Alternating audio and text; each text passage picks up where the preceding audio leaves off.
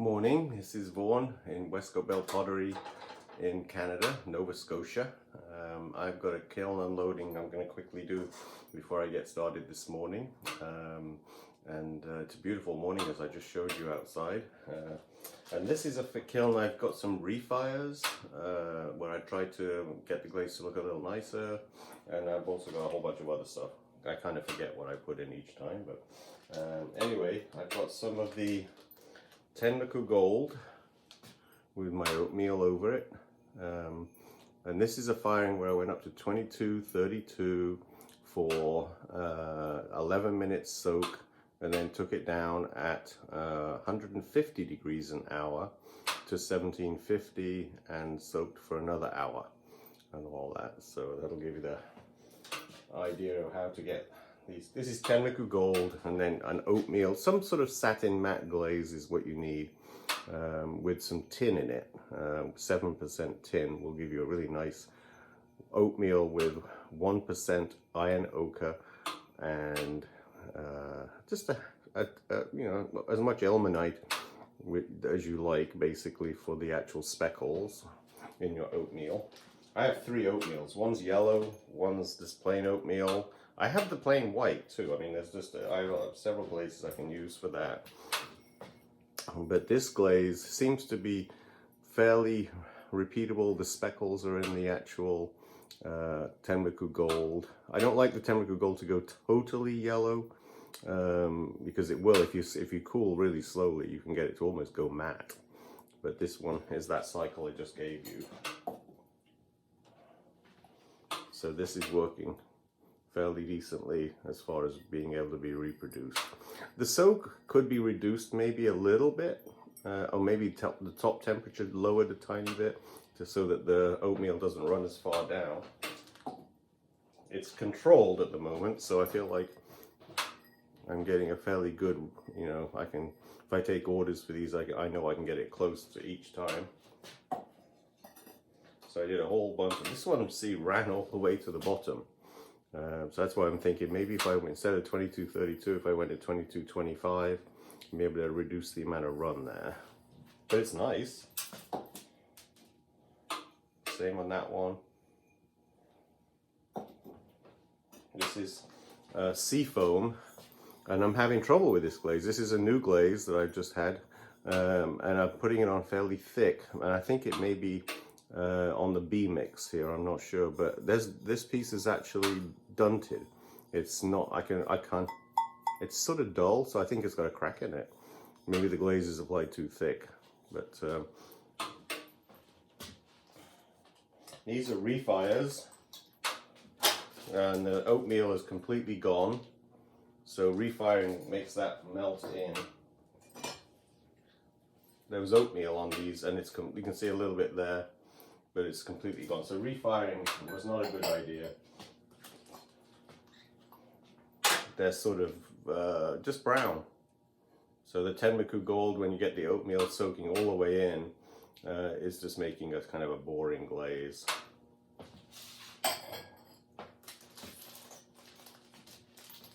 This one was a refire, I think.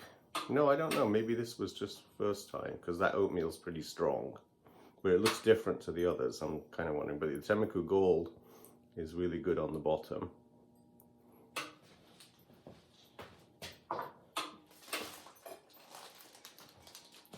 This one, the Ten Moku Gold, has absorbed some of the oatmeal. I'm not quite sure why that's so different than the others.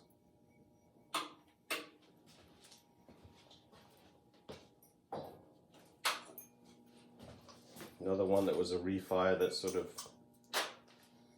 the oatmeal has just gone in. You can still see it just a little bit, but see, refiring these, the oatmeal is just blending in too much. So the shorter the soak, the slightly lowering the temperature will increase, I think, the oatmeal, how it appears. This is a baking dish. It's done in my iron clay. It's just a red clay that you use at stoneware temperatures.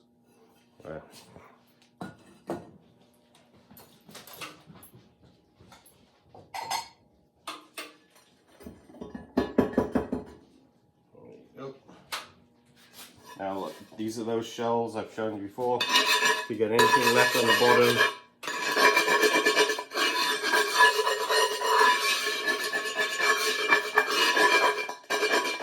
looks like a little bit dripped there. That's all you have to do.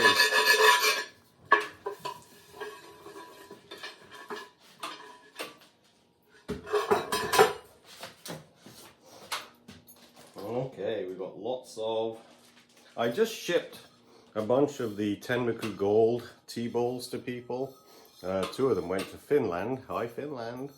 So I made a bunch of the Ten Moku Gold. Now this one is that Seafoam glaze and all that. So that's first. I'm just playing with this glaze. I'm not quite sure what I'm going to use it for. I don't like the red that I dribbled over the top of that one as much though. So that was not a good combination. Probably won't do that one again. And then we have a bunch of more of the tea bowls with the oatmeal over them.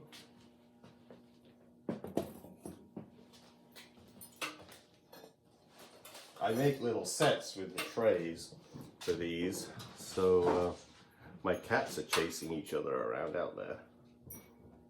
I have a bull in a china shop. My older cat is 14 years old and he's still like a kitten. He just runs around chasing things. It's a big open studio space, so he's got lots of place to run around.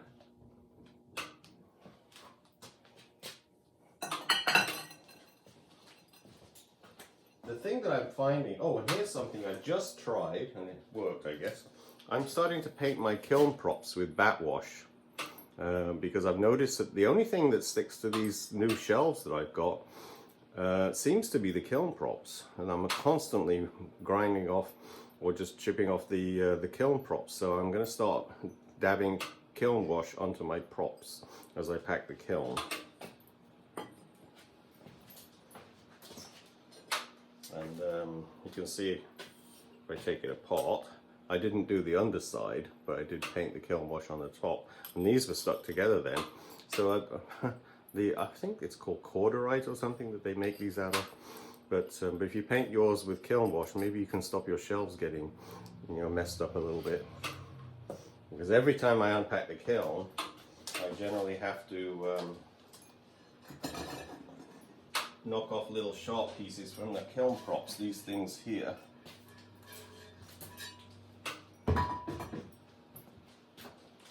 Okay, we got another chip and dip. This is the bright blue, floating blue, bright blue. And I also have a darker blue on the edge of that one that I just added an extra cobalt oxide to make it darker with my oatmeal.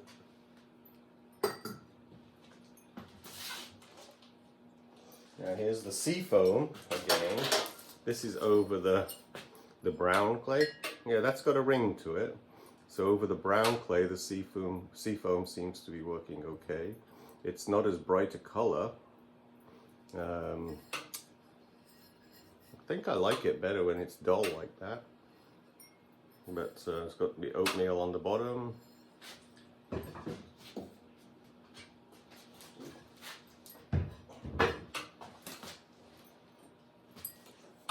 Here's another one. So when you take them out, if you hold them by the bottom and you just try and get a ring out of it, if it's dull, then you might have a crack from dunting. So I'm going to watch this glaze because I've had 2 pieces now with the Seafoam that have actually dunted. And I think they were with the B-Mix. See, B-Mix is cone 5. I've taken it to cone 8 and it's been fine. But that's a nice, that's the speckle coming through from, oh, I know what clay this is. This is the 455 speckle and all that. But so the glaze looks nicer, and this is another one on the red clay. So the Seafoam is going, it's a nice color though. But what did I glaze that one with? That looks like it had a brown on the bottom, but it's very thin. So maybe the Seafoam is going brown like that. Oh no, I think I have to think hard. I dipped this in probably tomato red or something like that. And then when I'm glazing, I go like this and hit the top of another glaze color and then the other direction in another third glaze color. So I think I probably hit Seafoam and Oatmeal, and that's why we got the variation in color a little bit there. But which brown I used as the beginning one, I can't remember. It wasn't Ten Moku Gold. But it was on very quite thin because I have a texture on that piece that I was trying to show through.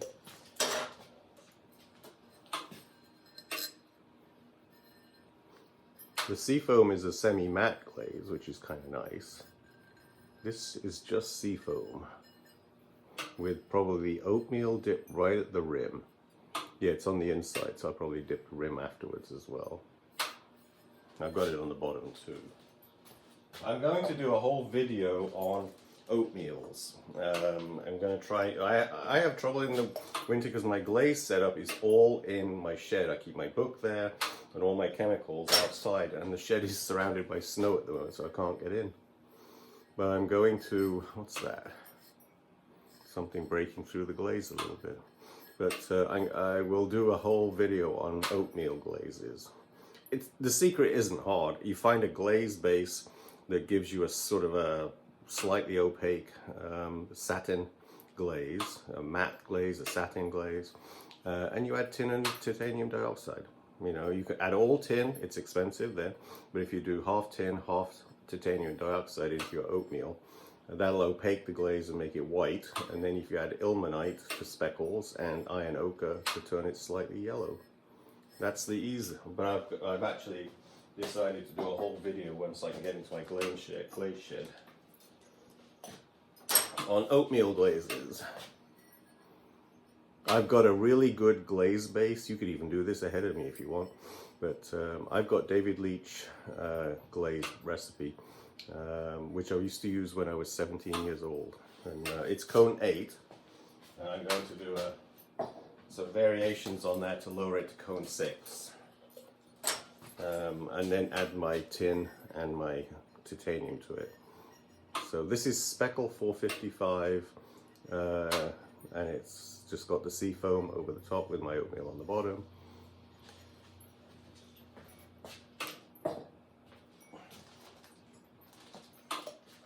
Stilts are all coming off perfectly today. And that's my bright blue over 455 speckle, and then I swiped it in dark blue and oatmeal to get the variations in the top of the pot.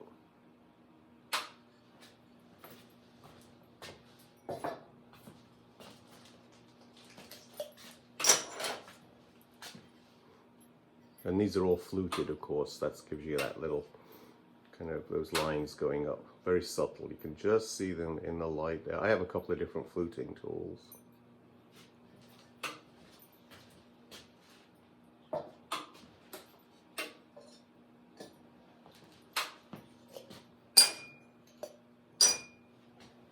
Look how dark that one went. And that's probably one where I did 3 glazes on as well with Seafoam, and then swiped it across another glaze. Did I do that to this one? No, I didn't do it to this one. This is just the Seafoam, I think. But over the darker clay bodies, the Seafoam is going almost a deep olive. You can see the fluting in there as I tilt it back.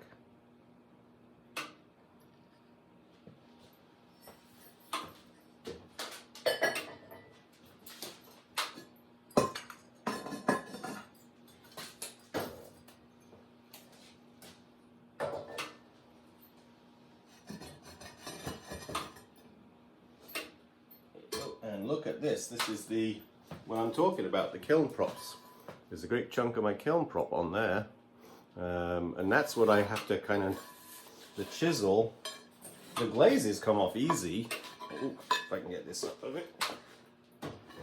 But these are hard to knock off. See, that's a kiln prop, it's not the glaze. And it leaves them a little bit most of the time, so I'm going to start kiln back washing all my kiln props, but I can't face doing all of it in one session, so I'm just going to do it as I pack the kiln each time.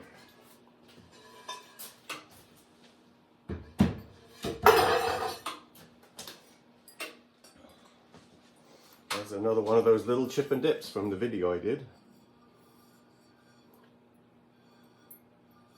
That's pretty. That blue comes out really nice on the white clays.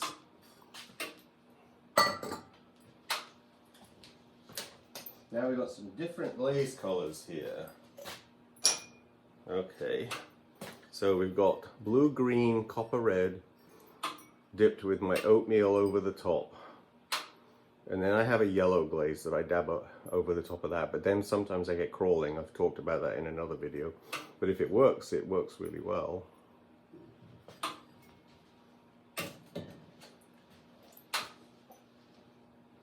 I've been noticing a lot of videos, and it seems like everybody at the moment, we're all making mugs, lots of mugs, because in this pandemic, basically we have a recession ongoing at the moment.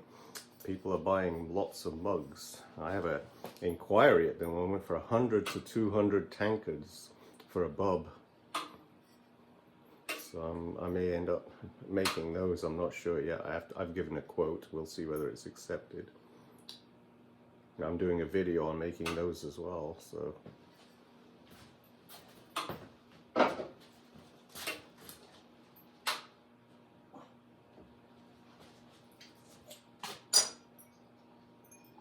Oh, that one's stuck a bit more. If the glaze has run down on that one, this I think, don't know if this was a refire or not, but it's very pretty. This is Variegated Blue in Understanding Cone 6 glazes with my oatmeal over the top. This is another one of the bright blue mugs over speckle clay number 455, and it was dipped with my dark blue glaze and also my oatmeal. When they're stuck like this, you just have to tap them and they'll come off. And then I've got to decide whether it's worth grinding that. Actually, it doesn't wobble, so maybe I won't. But it's got a very bubbly bottom. But it doesn't wobble.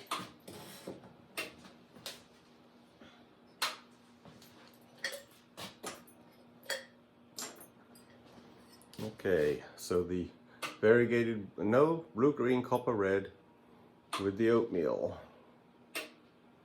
On a lot thicker on that one on the top.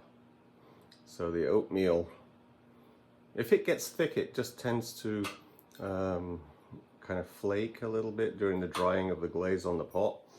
So you've got to be careful using that. And then we've got variegated blue with oatmeal again. It's called variegated blue, but it does tend to come out very light gray when it's on thick. If it's on thin, it will actually do some varying colors. Thin, it goes, there's more kind of interest, I think. When it's thick, it just tends to go that milky gray color.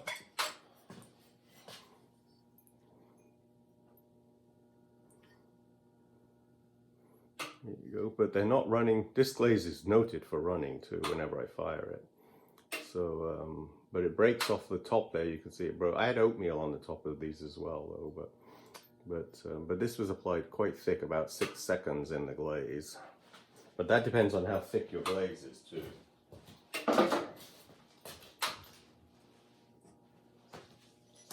As you glaze repetitively, you'll start to instinctively know how long and how thick your glazes should be. That's another of Seafoam. And another variegated blue. It's very nice, very pretty. But the variegated blue, I think, is more interesting when it's on a bit thinner. But it's very creamy looking with this. This is my little small kiln. It's a Euclid Kiln from Toronto. About 3-4 cubic feet, probably 3.5, some 3.2 maybe, something like that. So I fired it last night. It's quick up and quick down kind of kiln, but this was a firing I did with Ten Moku Gold. Just looking to see whether I can see, yeah, there's some of the flecks in there, but with oatmeal, and I did the dark blue, and I did some slip trailing on the surface of that one too with some cranberry glaze that I have. which is a raspberry glaze. That's also a recipe you can find on the internet in Understanding Cone 6 Glazes. So that turned out pretty nice. Alright, but it's what I call my overflow kiln. These are only like 14-inch kiln shells, I would say.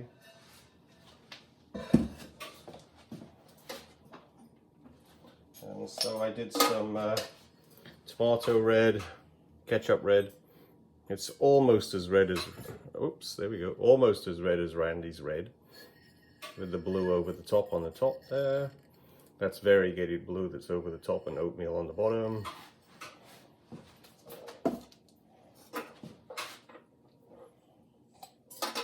Same again, ketchup red, tomato red, with the variegated blue over the top.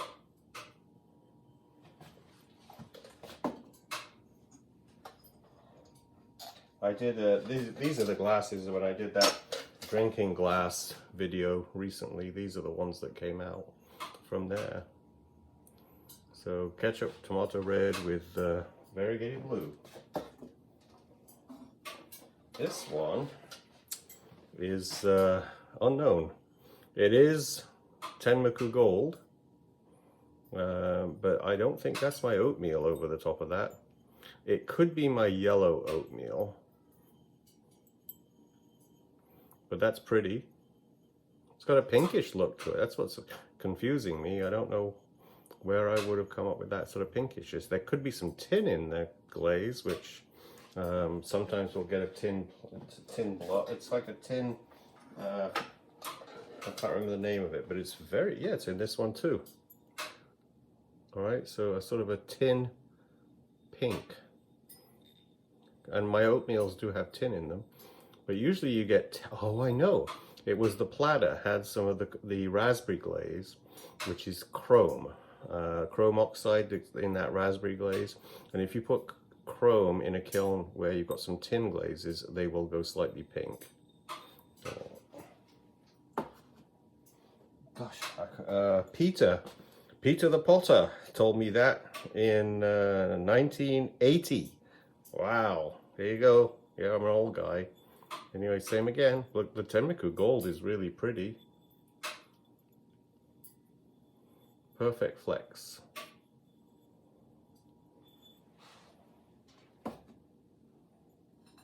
Oop, this one had a stick. This one ran down, so I'll have to grind that one like I showed you on the little grinding video. This is these shelves are the old style shelves, so I'm lucky that came off, where I can grind it. But Ten Moku Gold with that other oatmeal.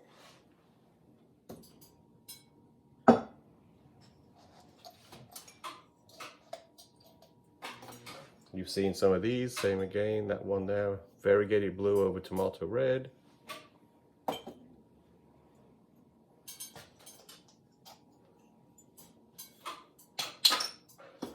Just tap them if the stilt doesn't come off. This is one where I actually disfigured, one of the ones I disfigured on that video about the glasses, but you can almost not see it, but you can feel it when you hold it.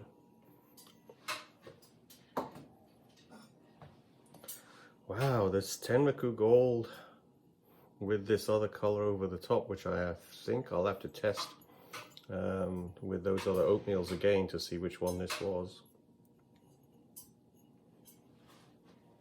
Of course, you'd have to have a chrome tin pink, that raspberry glaze on some pieces in the kiln.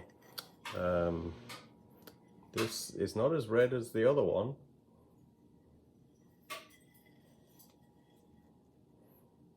But it's the tomato ketchup red. And this one is more of the drinking glasses. But it has a really warm pink. I like that pink.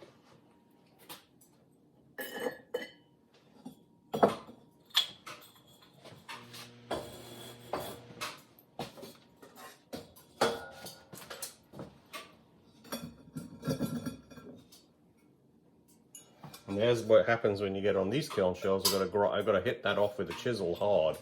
Probably take some of the shelf with it. That's why the advanced shelves are so much better. I bat wash my shelves, but it always seems to go through. This one's a little hot actually. What's the temperature down there? That's not reading too high, but this is really pretty.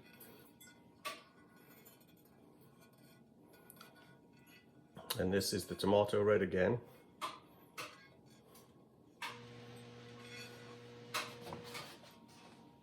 And there's probably just one more chip and dip down the bottom here.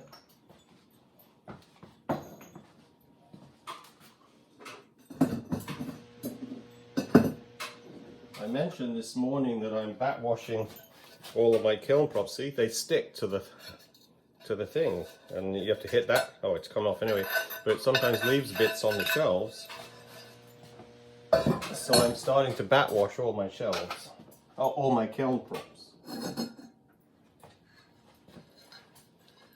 Very pretty again. Yeah, variegated blue, oatmeal over tomato ketchup red. I'm pretty sure it's just called tomato red. If you type that in Pinterest, tomato red or ketchup red, it'll probably come up as a glaze. It's so much like Randy's red. And this one, let's see if I can do review. Yep, yeah, this is the same firing schedule as the Randy's red. So that means. Hi again. This is answering a question. Basically, a couple of people have asked about grinding. When you take things out of the kiln, you always look at the bottom, and you can use a piece of sandpaper, and that's often enough. And you just rub it on your arm. If it doesn't cut you, then you know it's fine. But basically, if you have something slightly rough on a piece, this one's fine. So you're basically just sanding it. But if you have anything that, let's see if I can find one that has a chip out of it. Okay. This is tiny. This one has a tiny little mark, and it's a little rough on that side. So you turn, this is a bench grinder, you buy it at the hardware store, $100, and you just do that. And then feel it, still a bit solid.